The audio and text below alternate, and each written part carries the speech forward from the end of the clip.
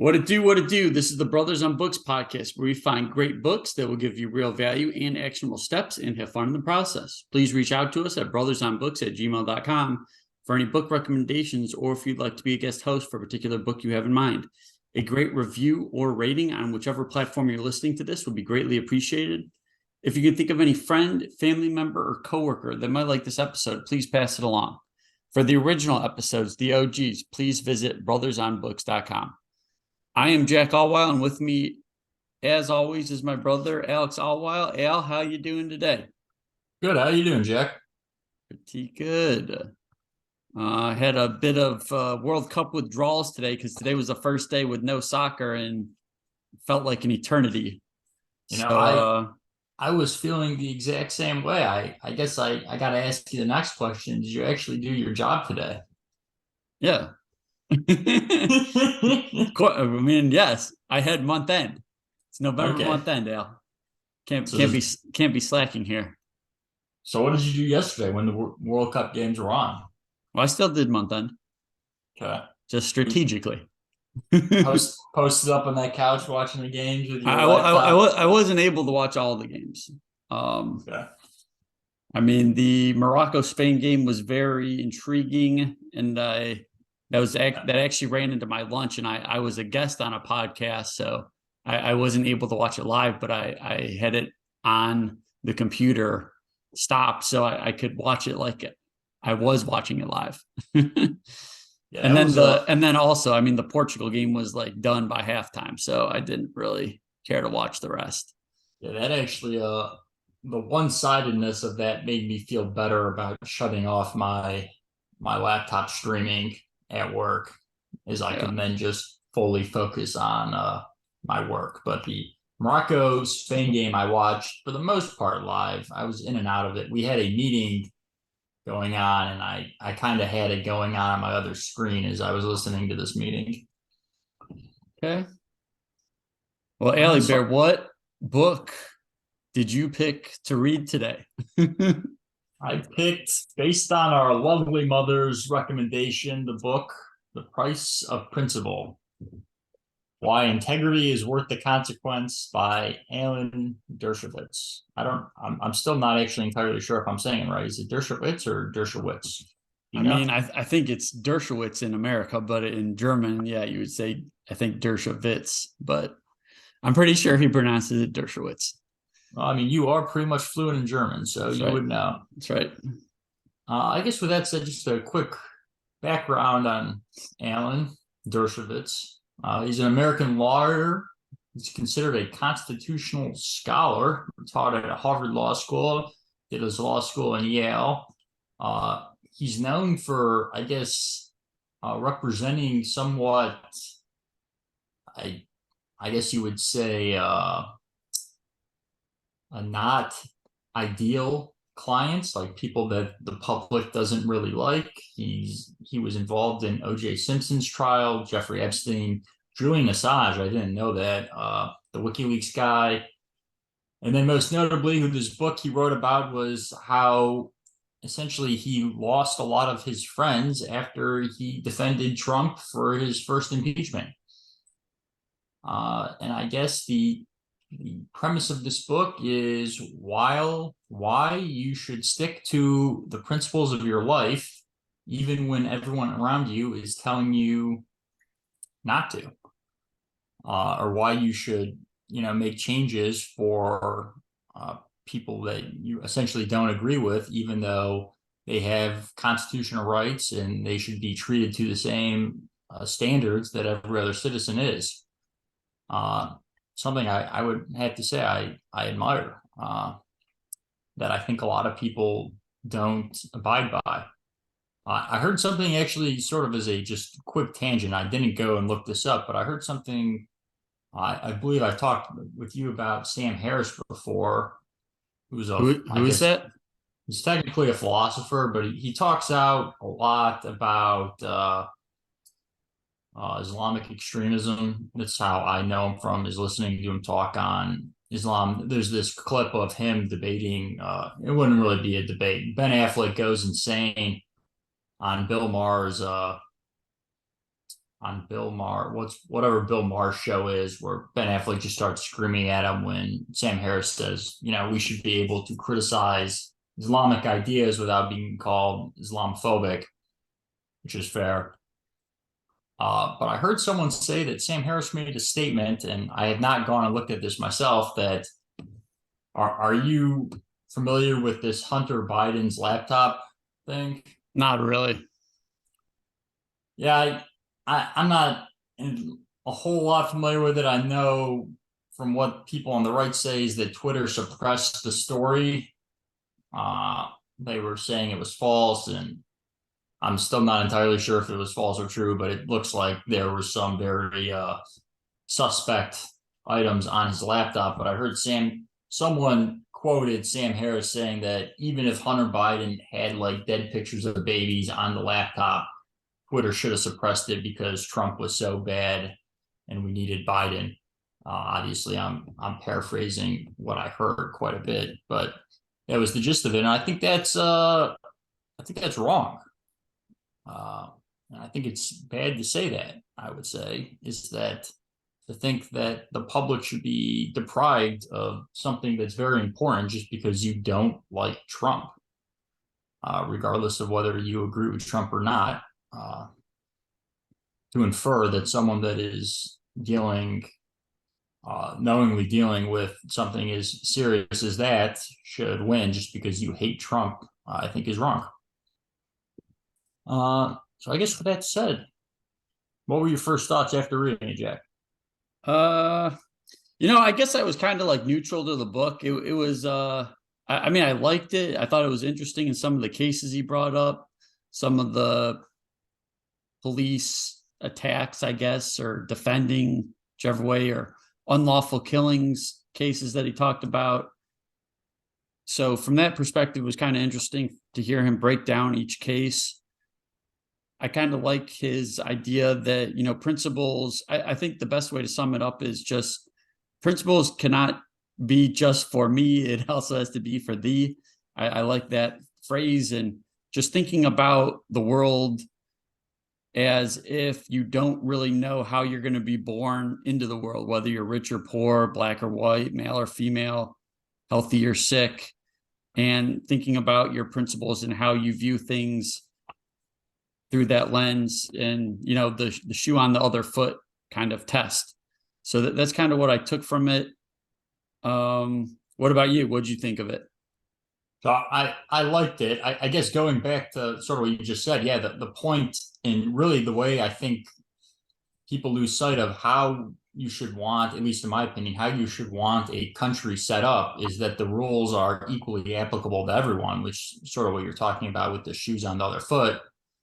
And I think it comes down to a lot of this, a lot of it comes to when people talk about like court packing and packing the Supreme Court, just because a lot of people feel like Trump, or, the Republicans, sort of stopped one of Obama's nominations, and then Trump got all these nominations. And then the answer in their mind is to pack the court.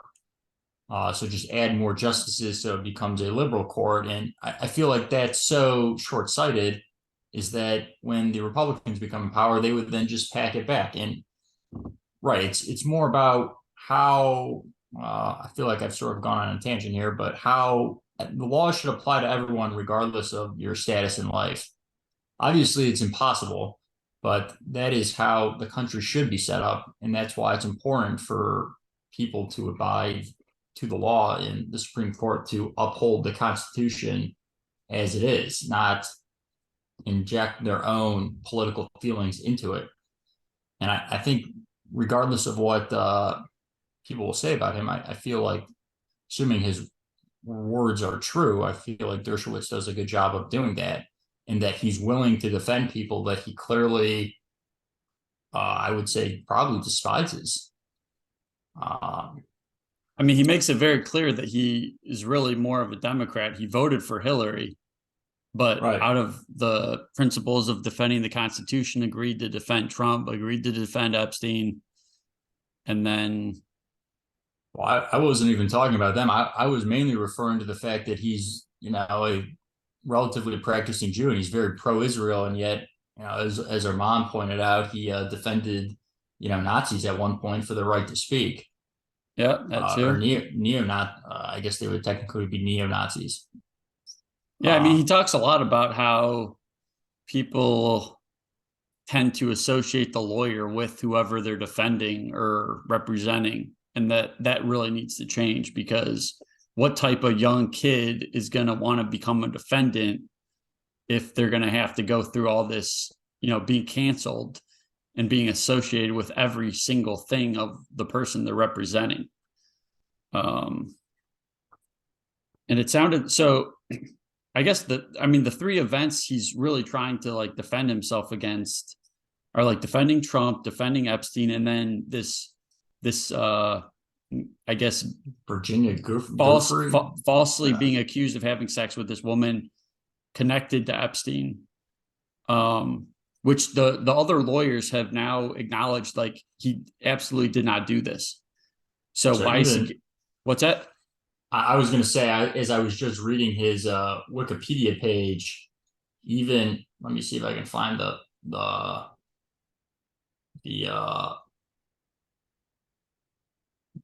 I was just reading his Wikipedia page, and she's quoted as saying that she may have been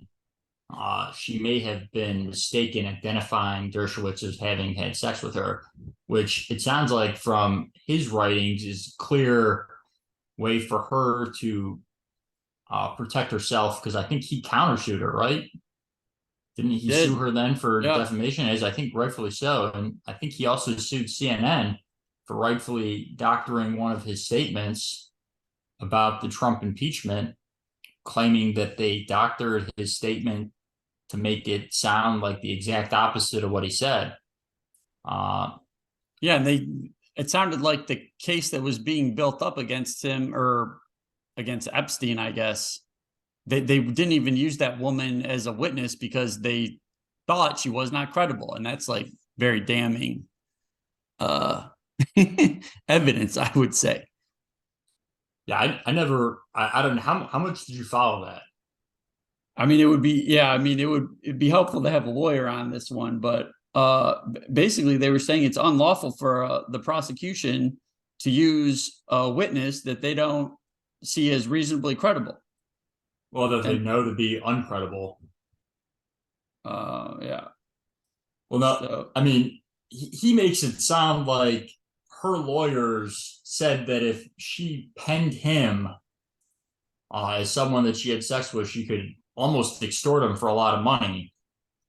And then, because it sounded like they were going off of, they more or less went after Prince Andrew. Was it Andrew or Charles? I don't remember that. Whatever English prince it was, she accused of having sex, but then later, claimed that she got to have sex with him and that it was great. And she got paid to do it, not by the prince, but by someone else, and kind of ruined his life. And he was never tried. He just kind of settled. And then some other big shot, she was just trying to extract the money from. She sounds like a wonderful individual, at least from his writings. Yeah. But I guess just more to what do you think about the idea of being, I guess, canceled by your friends because your politics disagree, or your principles disagree? I mean, and I guess has that ever happened to you? Yeah, I mean, during COVID, it happened all the time, because I had a ton of friends that thought I was being reckless because I was traveling in certain ways, even just driving up to Michigan, or, flying to Austria to see my then girlfriend. And so, yeah, I mean, people didn't like that I was kind of, living my life how I wanted to, and thought I should be at home hiding, basically. So yeah, it did cause some tension. I mean, you still talk to those people, don't you? I mean, some of them know. Okay. Just depends. Wait, because of that, or? I mean, that definitely was the tipping point. Yeah, I would say. Yeah. I mean, what about you? I mean, I mean, I definitely remember I got into a massive argument with one of my, I got into a lot of arguments with a lot of my friends, but I then more or less told them that they were, hypocrites because they're saying like we shouldn't be doing these things. And I'm like, guys, like I'm doing all these things with you and you're still doing it. And you're saying we should be quarantining and we're not really doing it. But I got into one massive fight with one of my lab coworkers because in grad school to come on campus, we had to sign some document that said we wouldn't have more than like 4 or 6 people in our house. Like we could not have a congregation of people in our house or something. And Mm-hmm. it was them more or less saying like, if you want to come on campus, like you can't have you can't have I think it was 6 people. You can't have 6 people over your house. And I'm like, this is ridiculous. How can they, dictate who I invite over to my house and what I do in my own home? Like it's their job for education. Like it's not their place to dictate how I live outside of school. And my friend at the time was like, you shouldn't be having people over. You shouldn't be having parties. Like, I'm like, you're right. Probably shouldn't be, but it's not their business for them to dictate if I do or don't. But I wouldn't say we weren't. We got in. I mean, him and I would get into a lot of fights, but we were still friends. I would say. Okay. I was thinking. I mean, our lovely sister has, given me choice words on some of my views on, which I don't even really think are that radical. Some of my views on abortion. She's given me some choice words, as has your wife and, and by now girlfriend. Uh, uh, well, what do you say about abortion? That well, I yeah. mean, all I say is you need to, decide when life starts, and you shouldn't be able to have abortion before that. They tend to yell at me, but that's more or less what my argument boils down to. There I was an wish I, interesting point that Dershowitz talked about. Um, two of the most polarizing topics in America are like gun control and abortion. And he was talking about, I think it was Texas, that was basically giving $10,000 bounties to people that reported places where they were doing, I don't, if you want to call it unlawful abortions or abortions before the time, I guess that 6 week period or whatever they determined. yeah, Um, I had no idea what he was saying. Man, I don't understand if that was before Roe v. Wade was overturned. I don't understand how that was constitutional. Uh, But yeah, his counter argument was like, if you could sue, could you then have civil lawsuits where you sue gun shops that are selling guns? If you yeah, disagree with that, yeah, that's what he was saying. It would go the other way, where like New York and California might give bounties for people reporting, gun, um, I guess stores, or I'm not sure, but he thought it would set a dangerous precedent. right? Um, Which I agree with is wrong. Like you should uh, not be. I think his point was you should not be trying to circumvent the Constitution and the current law of the land to try and get your way because you think you are right. But mhm. you should go through the normal procedures of the country to get, to try to promote the change that you want. Um, I guess is what I would say. I think that's Yeah. what I don't know if I'm misquoting him. That's what I interpreted his statement as, which I agree with. Mhm. Uh, I guess I didn't realize. I kind of felt like this book. I mean, I don't. I mean, I found it interesting. It was kind of like his way to express his defense because no one wants to listen. No one's having him on, so he needs to find an outlet to express this defense, which is fine. I guess I didn't. I mean, he said he was the second most sought after Jewish speaker, or I guess within Jewish organizations. After I think it was Elie Wiesel or something. yeah, But yeah, after this, the defending a, Trump. No, no, it was after the alleged Oh, no, sex yeah. scandal. And then so he lost his speakings after that with the Jewish community. And then he said with his Martha Vineyard where he lived and played, a lot of those friends exiled him after defending Trump.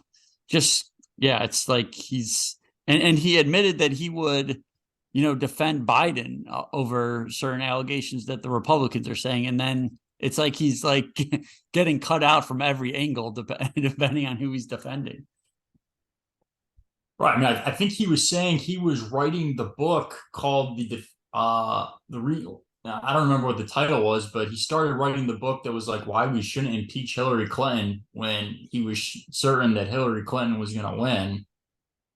Uh, then it ended up being like why we shouldn't, why it was unconstitutional to impeach Trump. Mm-hmm. I guess just going back to the Jewish thing, what did you think about? I mean, he sort of ties it in a lot with, I guess, chapter 7 of the book, Unprincipled Attacks on Israel. But when he was talking about uh, being one of the one of the leading speakers in Jewish institutions, this phenomenon of all of these, he cites a lot of Jews that are relatively anti-Israel. Have you experienced any of that? I felt like it's a little more prevalent in Europe with the people I've hung around. I don't really know why that is. It's probably has to do with the news. But I yeah, it's kind of a confusing thing. I mean, I feel like he's right. I feel like the news here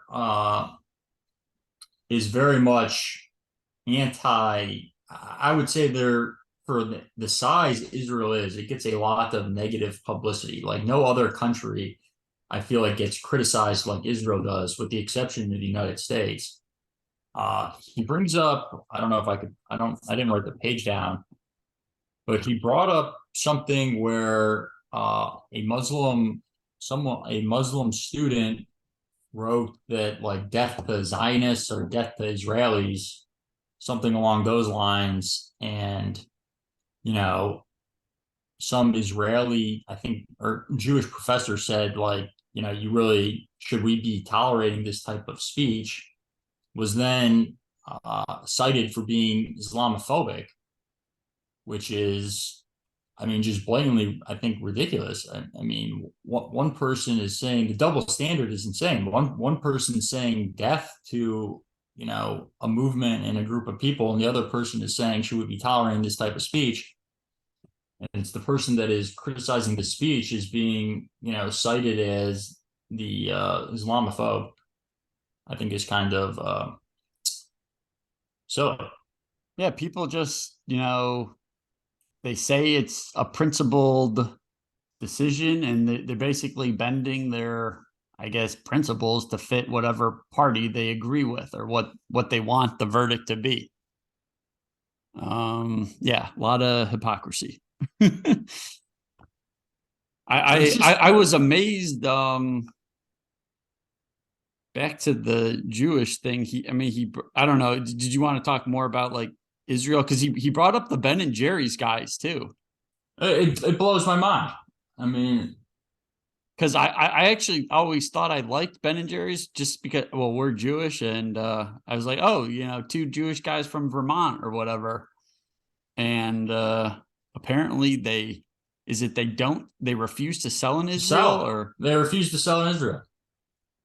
I guess it's unclear why. Is it? Do you know why? Or what? I don't remember. I believe it's because they view Israel as undergoing human rights violations against Palestinians. Okay. Because to my knowledge, uh-huh.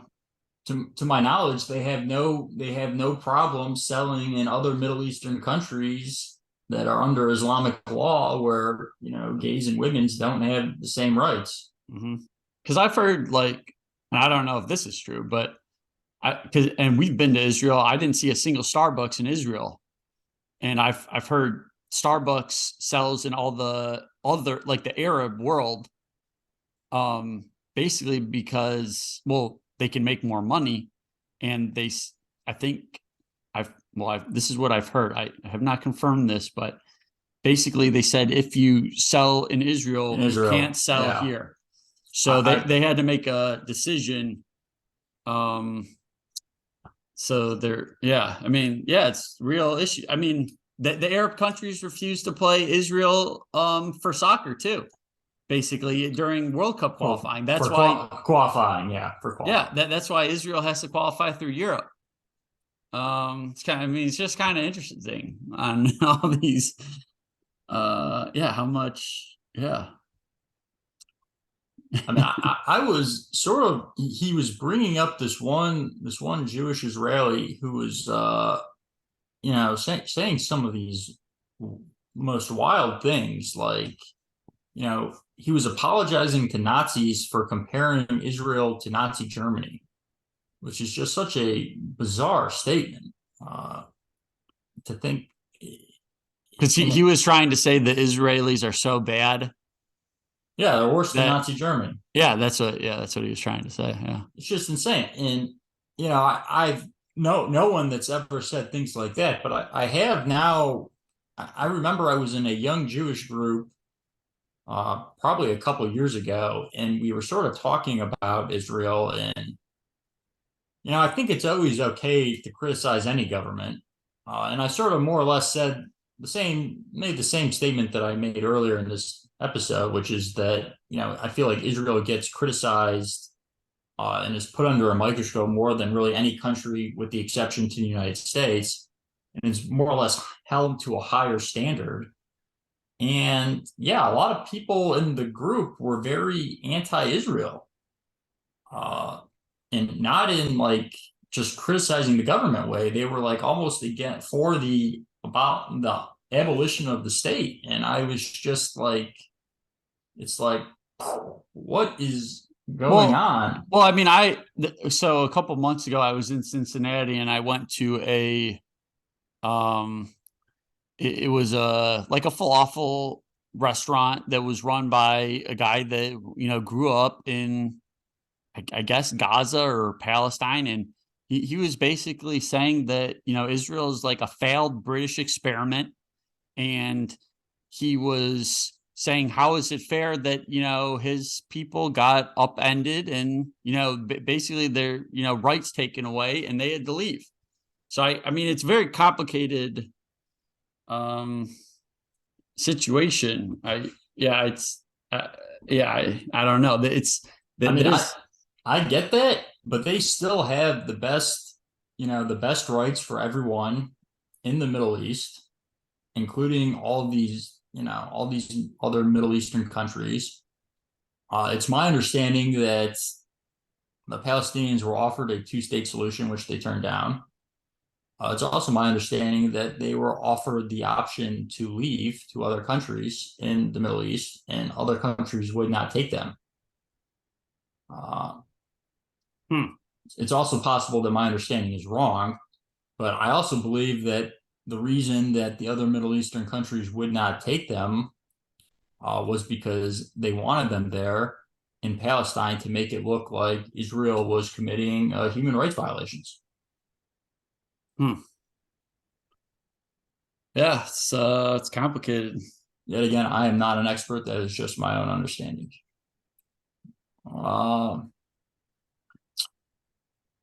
But yeah. So I guess just moving on, what were some of the other interesting topics in the book that you thought, or what were some of the other things that caught your mind in reading it?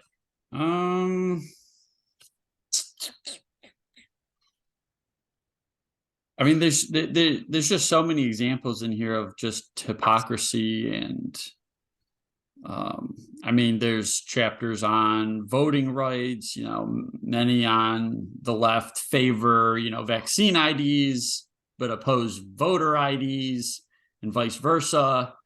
I mean, it could go both. Yeah, both Republicans, Democrats showing like insane sides of hypocrisy, and yeah, I guess, I mean, there's just lots of examples in here. I don't know. Yeah. I don't know. Well, Do you have any closing thoughts? I don't really I have guess much else. what was your opinion on a vaccine mandate? And I I mean, guess I was a I'm little, not for it. yeah. And I I honestly think if you can argue like the people that argue like people should be able to do whatever they want with their bodies, and then they're saying you have to get a get a vaccine, vaccine. it's Yeah, totally hypocritical. And but I'm not saying like, and the thing why I had an issue with it was because I got COVID. I got oh, COVID early oh, on. So I thought, I'm kind of immune somewhat. So why should I have to go get another shot or a shot for this, 2 shots. 2 shots for this when I've already gotten it? I know what it does to me, and well, correct me if I'm wrong, but it sounded like it didn't really. It would just minimize my, um, I guess, illness and not really minimize the transmission. Or am I getting that wrong? Uh, I don't know if the transmission factor would still go down. You would still be able to transmit it. Your symptoms would be drastically reduced. Right, right. So it's not Uh, really, I know what it's like to go through. If I want to choose to just take the chance, I feel like I should be able to do that. I don't I mean I already saw what it did to me. I mean, it wasn't pleasant. I mean, and if I hadn't have gotten it to begin with, I definitely would have gotten the vaccine. well, you did get the vaccine. But I'm saying if I didn't get COVID, I absolutely would have. I wouldn't have felt pressured, or I wouldn't have felt bad about getting it. But since I Yeah. got it, then people were telling me, you have to go get it. I'm like, why? I know what it's like. Um, Especially because they probably had it. yeah, it's just, That was the thing that always confused me. It's like if you've gotten the vaccine, you're safe. Like, you know, someone doesn't want to wear a seatbelt, that's their choice. Um, yeah, and it's like, I don't know. It's just like it's really being hypocrite. I mean, if even if you look at like, go like driving a car. I mean, I don't want to get like too like drastic, but like, I mean, how much of a jerk are you if you just go drive a car on a daily basis because you might hurt someone, you might get into a crash, and you might kill someone? So is that being, reckless? Like, where do you like draw the line? It's just because we're used to driving cars now that we like assume that risk, and for whatever reason, it's just, yeah. I was just I guess I just wanted to be left alone. I didn't try to tell anyone to get the vaccine or not get the vaccine. I mean, I told people that it wasn't pleasant when I got it. So if you haven't gotten it already, or you don't think you've had it, I probably would get the vaccine. But yeah, I'm with you. I always sort of felt like if you were in an at-risk category, you should go get the vaccine. Uh, well, one of my ex-girlfriends was, vehemently opposed to getting the vaccine, but she was freakishly fit. To my knowledge, she still hasn't gotten it or gotten COVID, and she's totally fine. uh, But I was very happy that mom and dad got it. Uh, I, were you mandated to get it from your work? no. Or I actually, maybe I was. Or I think they said, well, we were mostly remote anyway. I don't quite remember if we were mandated by work or not.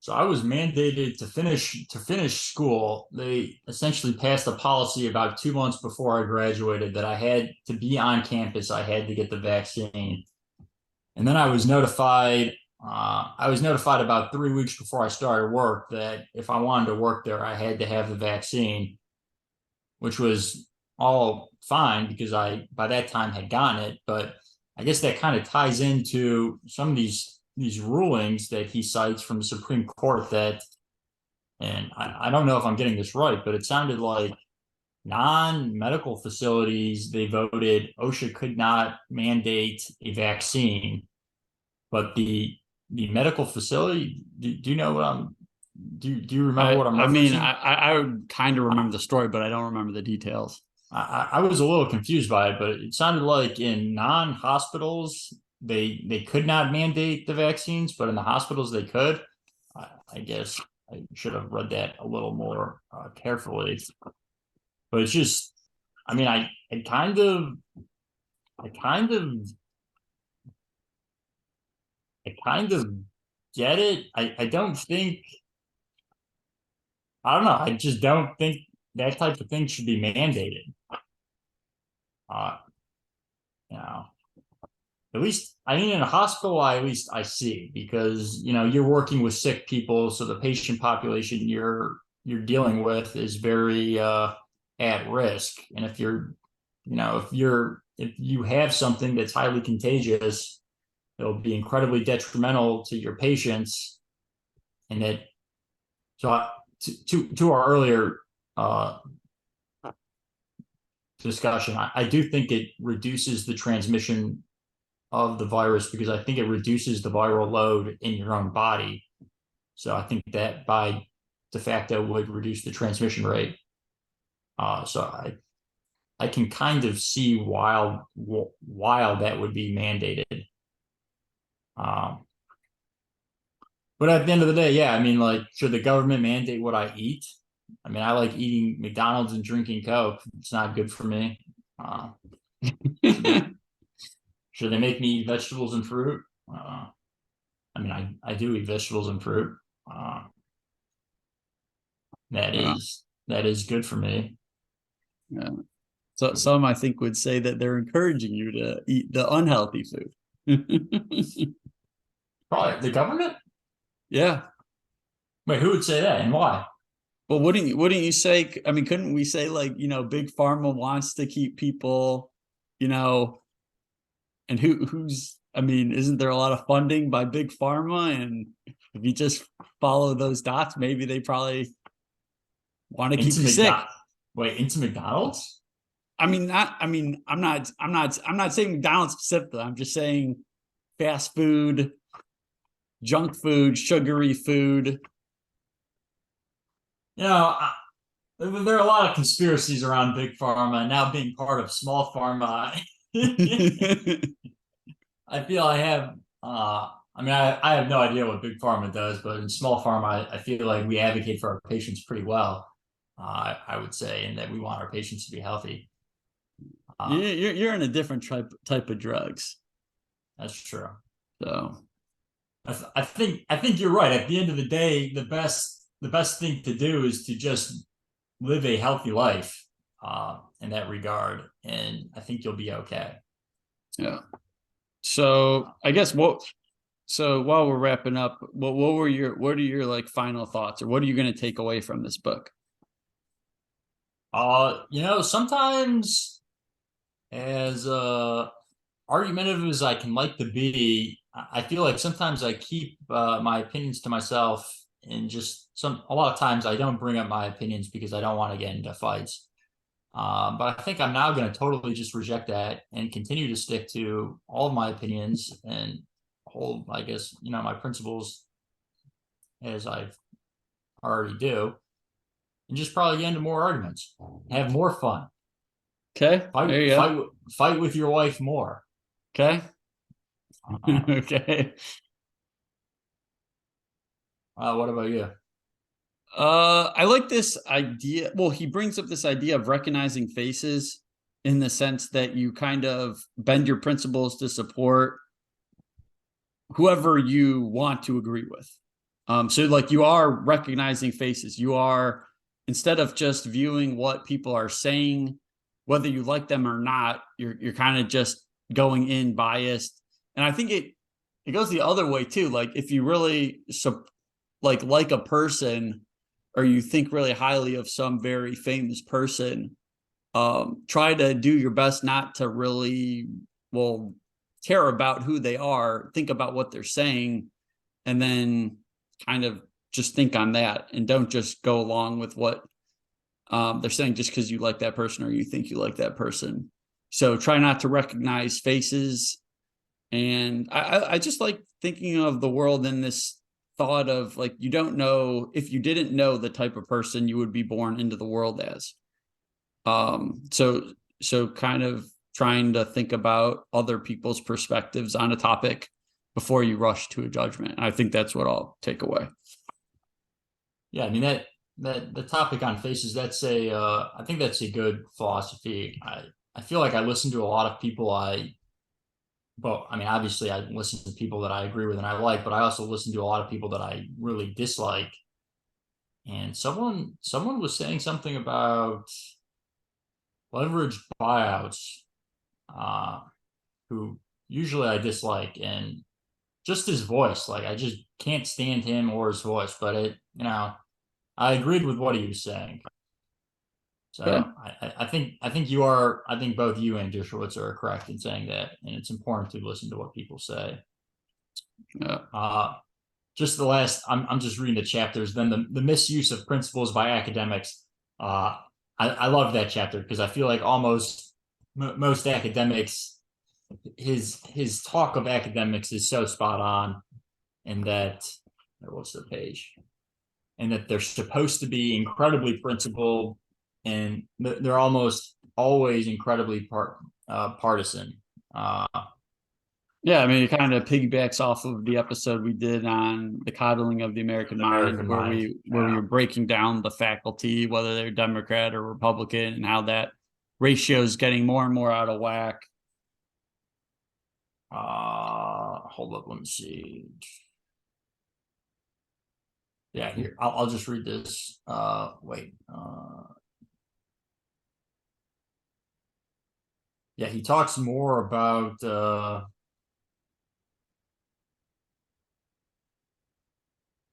yeah, so professors have been summoned before diversity communities and threatened if they are insufficiently committed to politically correct diversity, equity, inclusion programs.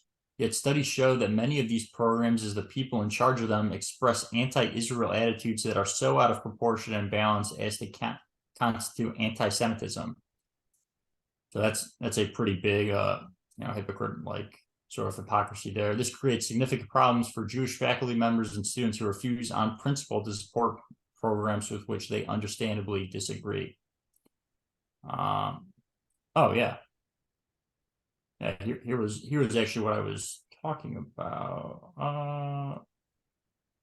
Yeah, here was the quote that I was talking about.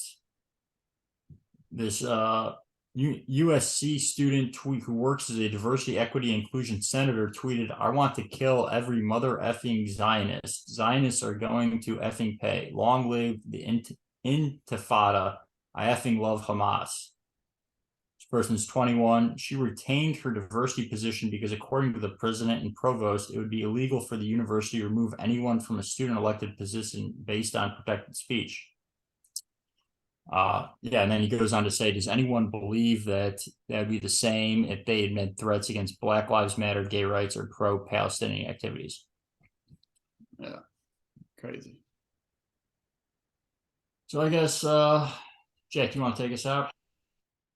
Sure. Before I take us out, I would like to say we do have a YouTube channel, and if you haven't liked any of the videos or subscribed to the channel, please do. We have an exclusive, The Psychology of Money. I've been breaking them up by chapter, so those are all on YouTube, and they will not be in podcast form. So go check it out. And with that, please reach out to us at brothersonbooks@gmail.com for any book recommendations, or if you'd like to be a guest host for a particular book you have in mind.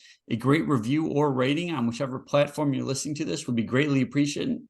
And lastly, if you can think of any friend, family member, or coworker that might like this episode, please pass it along. I am Jack Allweil, and with me, as always, is Alex Allweil. Al, I will talk to you next time. Oh, actually, before we go, the next book is going to be Krakauer's book, Into the Wild. So that's what we'll be discussing next time. Taking back a fan favorite author. Yep. Okay. Take care. Later, Jack.